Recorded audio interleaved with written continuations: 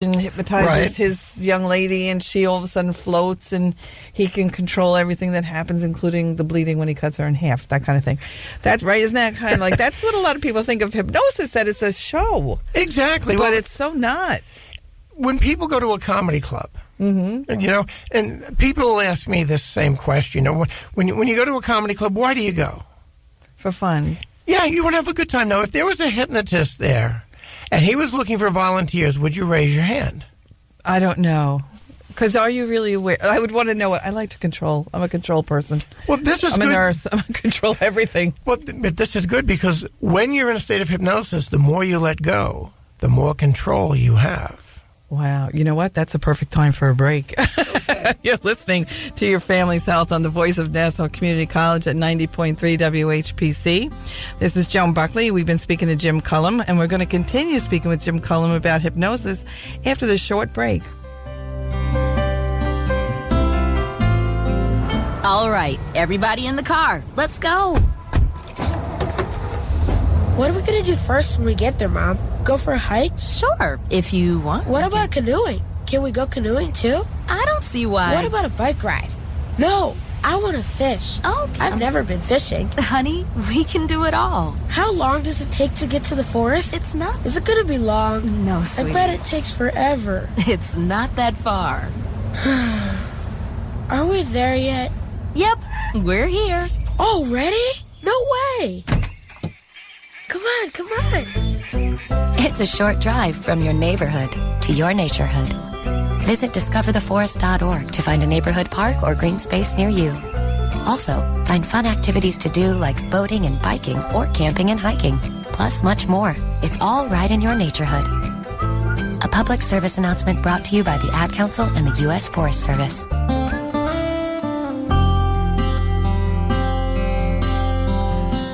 Welcome back to Your Family's Health. This is Joan Buckley and Jim Cullum, and we've been talking about hypnosis in the beginning of the show and through the break. So we're going to bring you back to where we left off. And we left off to where hypnosis has been thought about as being kind of a interesting, a fun, and entertainment. But not just recently, but for a very long time, hypnosis has been a health item that is not always at the forefront. So, Jim, so now that we've talked about this a little bit, so how easy is it to hypnotize everyone? Is everyone hypnotizable? Almost. Okay. There's three groups of people that prove to be difficult, if not impossible. One would be young children under the age of 6 or so. Then the second group would be the adult who has a dementia and, they can't follow along in a conversation, that type of a person. And the third type of a person would be basically someone who really doesn't want to be. I can't make you do anything. On one side of the coin, hypnosis is really powerful. And as I said before we started the show, I would never work with someone with hypnosis for anything that I would not do with myself or my family. Now, again, people can't see the picture, but I'm just showing you a picture right now of myself sitting in the dentist chair. My wife and I went in for a checkup and cleaning, and he found an old filling in a rear molar that had a crack in it. Filling was probably 30-some years old. And he's been my dentist at that time. He just retired recently, but he was my dentist for 37 years, and he knew I did the hypnosis. And I said, hey, do me a favor. I'm giving a lecture on pain control in this coming summer. Would you mind letting me do this drill and refill without any Novocaine? Just let me hypnotize myself and do what you have to do. And my wife will record the whole thing, which she did. And he said, fine, that's okay with me. And we did the entire procedure. And do I look like I'm in any kind of discomfort? No, you look like you're sleeping. Exactly. Well, I was actually... In the other picture, you look very happy that you are done with the dentist. I actually hate the dentist. Now, that other picture, I just had my colonoscopy done. Well, you look happy there, too. So I see you use a little self-hypnosis. No, I get it. And if part of our normal, this sounds a little far-fetched, but if everybody could learn about hypnosis as a normal part of even trying to be happy. And, we always teach our kids, be satisfied, be confident, and know how to calm yourself down. Like, you don't even have to use the term hypnosis, but learn how to focus. And that's what you said at the very beginning. That was your big thing, was people can learn to focus, and that's kind of really the precursor to what we call hypnotism. Now, you hypnotize yourself. Yes, many times. All right, I have a dental appointment next week. We're on break, so I have to learn this fast. But how long does it take somebody? How many sessions do you think it would take someone, or is everybody the same? Is it like some people catch on in 1 or 2 sessions? Or Well, we have 2 different areas now. Let's look at Area A first. Hey, let's look at Area A. Learning to do self-hypnosis is like learning how to ride a bicycle. Some people can get up on a bicycle and take off. My youngest son got on a 2-wheeler for the very first time and just rode right down the driveway perfectly. My oldest son, when he learned to ride a bike, he had training wheels for a couple of weeks, and then he got the balance and he was able to go. Self-hypnosis is the same way. You practice. I ask everybody to practice 2 or 3 times every day for about 15, 20 minutes, and it's just learning to let go. And when you let go, that's when you're able to have that extra control that you never realized you had before. Do you know, now this, because you do self-hypnotize yourself, and I have never, and I don't think I've ever been hypnotized, not to say that I haven't focused, but do you know what's going on when you're, like, if I'm in the dental chair, do I just focus on something out the window, or do I, I just want to try to get a sense of what we're asking people to learn how to do. There's different ways to do it. Now, I do something called a dissociation. I'm out of my body, if you will. I'm at a beach. I'm lying on a hammock between 2 palm trees having a wonderful time. In fact, for the colonoscopy procedure, they hook you up. They're monitoring your pulse ox, your blood pressure, your heart rate. Everything is being monitored on the screen. And the doctor, again, knew I was going to do this. He was perfectly fine with it.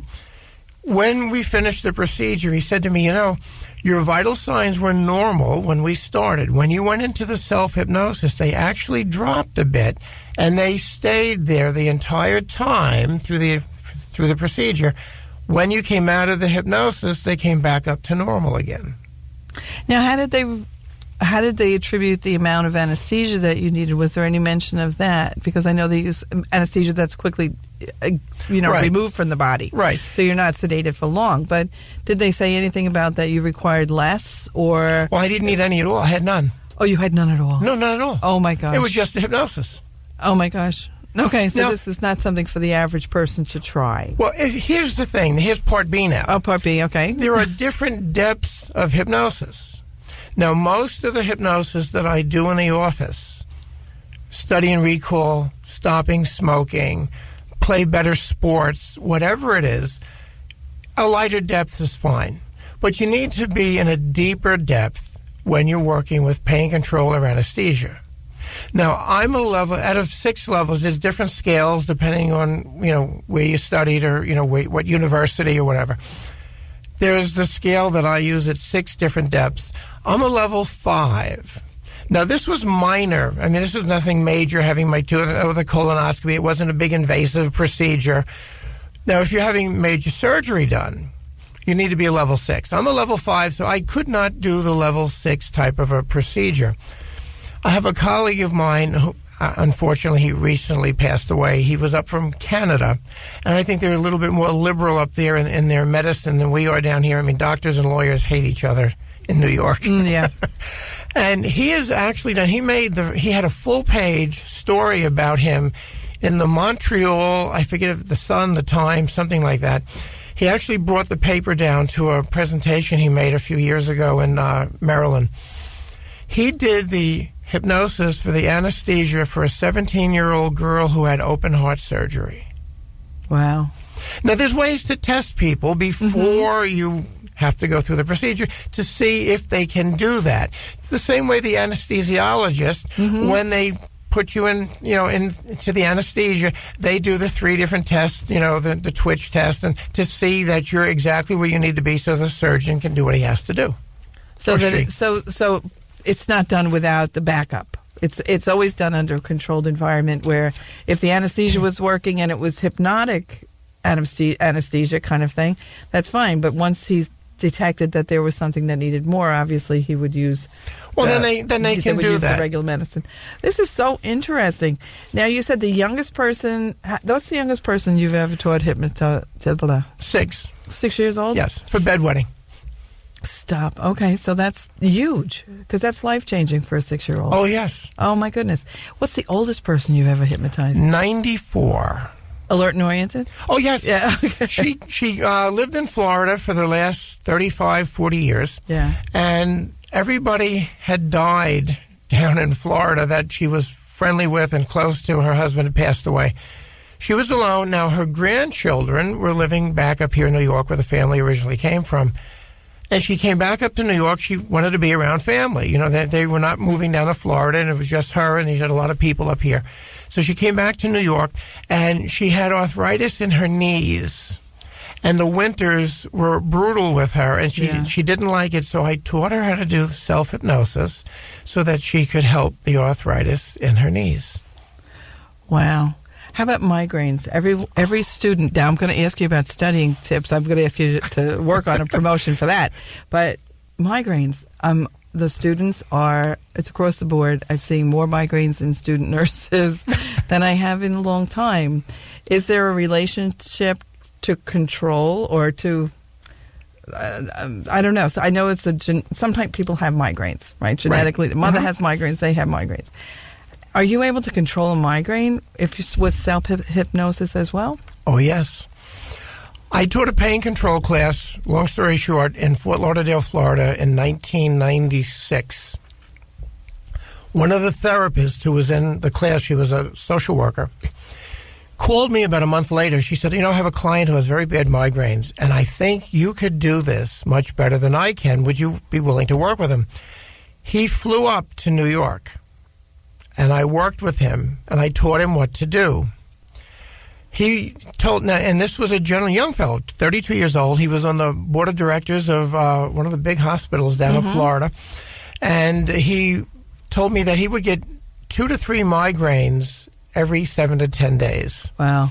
And they were so bad, he'd be driving his car. He'd have to pull over and take the phone out and call for an ambulance to pick him up and take him in. And they had all kinds of medication, and it was not really helping him. And he did not like to take medication to begin with. A lot of people are like that. Yeah. So I taught him what to do, and I worked with him. And it's funny, just as he was leaving, he goes, "Oh, my God, I feel one coming on now." I said, "Great, get back in the chair. Let's do this." And I walked him through it, and in 20 minutes, he was good to go. He felt so incredibly good. He called me the following June, and he thanked me profusely on the phone. He said, "You have no idea, since I've worked with you actually he came up in December. He said, since I've worked with you then, I've only had 3 migraines in like 6.5 months, and I was able to get rid of them in less than a half hour." Wow. So he wanted to know, when can I've got something else I want to use hypnosis for. When can I see you next? I said, "When do you want to come to New York?" He said, "Well, I'm really busy. You told me you made house calls." I said, "Well, I did." And he's the first person that got me into I do travel hypnosis. People fly me now. Oh, wow. To other states and to work with them for different things. Wow. What do you want to leave our listening audience with? What kind of message about hypnosis? Basically, hypnosis is learning how to take control over you. Your mind is a computer, and it's more powerful than an IBM mainframe computer. We could spend a half hour right on that alone. However, when you learn how to program that computer correctly and know that every thought that you have, and the average person has about 60,000 thoughts a day, every thought is a program that programs your computer. So learn to use your computer, and you can function so much better and do so many different things. Wow. We want to thank our guest, Jim Cullum, for coming to our station and show today. And we want to thank you for listening all about hypnosis, Jim Cullum Way, on your family's health. This brings an end to another edition of Your Family's Health on 90.3 FM, the voice of Nassau Community College. Joan Buckley is professor of nursing at Nassau Community College. Your comments are always welcome at whpc@ncc.edu. This program was produced at the studios of WHPC 90.3 on the campus of Nassau Community College. Join us again next week for another edition of Your Family's Health.